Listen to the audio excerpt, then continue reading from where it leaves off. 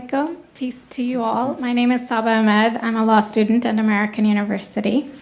I am here to ask you a simple question. I know that we portray Islam and all Muslims as bad, but there's 1.8 billion Muslim followers of Islam. We have 8 million plus Muslim Americans in this country, and I don't see them represented here. But my question is, how can we fight an ideological war with weapons? How can we ever end this war? The jihadist ideology that you talk about, it's an ideology. How can you ever win this thing if you don't address it ideologically? Great question. I am so glad you're here, and I am so glad you brought that up because it gives us an opportunity to answer. What I find so amazing is since the beginning of this panel, which we are here about Benghazi attack against our people, not one person mentioned Muslims. We are here against Islam, or we're launching war against Muslims. We are here to discuss how 4 Americans died and what our government is doing. We were not here to bash Muslims. You were the one who brought up the issue about most Muslims, not us. And since you brought it up, allow me to elaborate with my answer.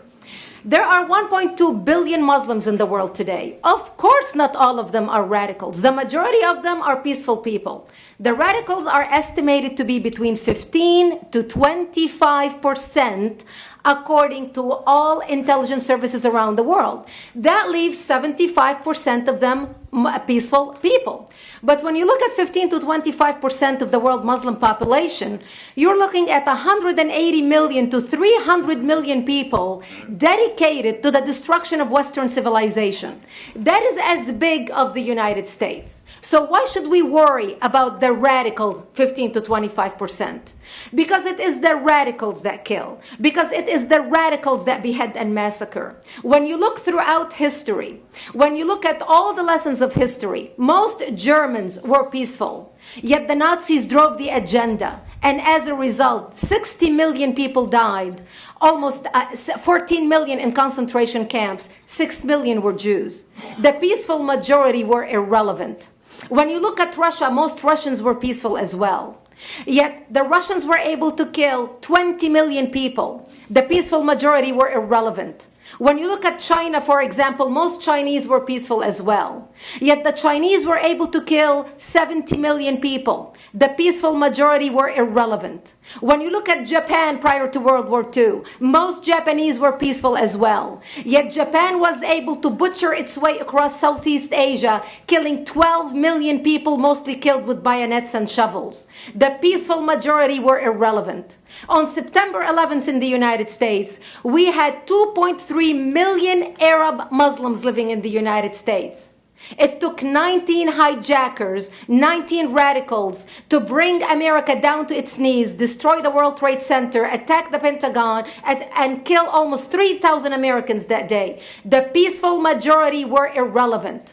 So for all our powers of reasons and us talking about moderate and peaceful Muslims, I'm glad you're here. But where are the others speaking out? And since you are the only Muslim representative,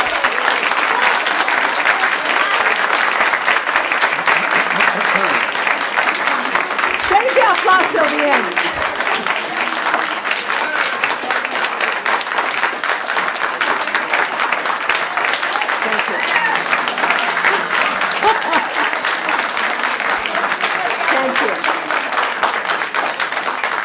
And since you're the only Muslim representative in here, you took the limelight instead of speaking about why our government, and I assume, are you an American?